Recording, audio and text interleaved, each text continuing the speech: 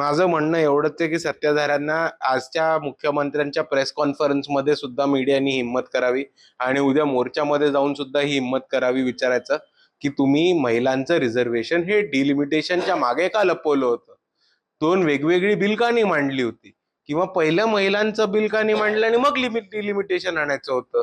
जर तुम्हाला खरंच महिलांना प्रतिनिधित्व द्यायचं होतं तर त्या पद्धतीचं बिल आणलं असतं तर लोकांनी साथ दिली असती.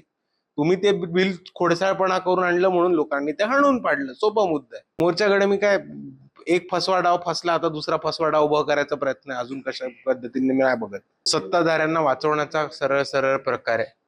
काल जो मोठा परवा जो एक ऍक्सिडेंट झाला आणि त्या खरातांचा जो कोण माणूस होता शेळके ते गेले, ते पण एक राजकीय डावच आहे. कारण त्यांचा जो राईट हँड मॅन आहे तो इन्व्हेस्टिगेशनच्या वेळेस त्यांचा मृत्यू होतो, आपत्कालीन मृत्यू होतो आणि त्याच्यावरती जास्त इन्व्हेस्टिगेशन नाही होत.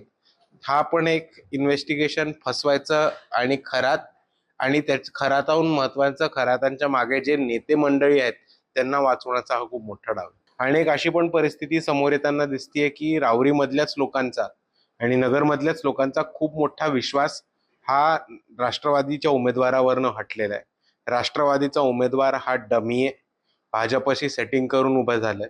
आतमधनं त्यांचे साखर कारखाने वाचवण्यासाठी भाजपमध्ये जातील आणि त्याच्याहून महत्वाचं पुढील काळामध्ये आता भाजपकडनं पराभव झाला तर पुढे जाऊन त्यांना MLC सुद्धा मिळू शकते, अशी चर्चा खूप मोठ्या प्रमाणात राहुरीमध्ये सुरू असल्यामुळे NCPच्या उमेदवाराची विश्वासार्हता संपलेली आहे आणि म्हणून राहुरीच्या लोकांची पसंती ही भाजपला रोखण्यासाठी वंचित बहुजन आघाडी आज आपल्याला होताना दिसते.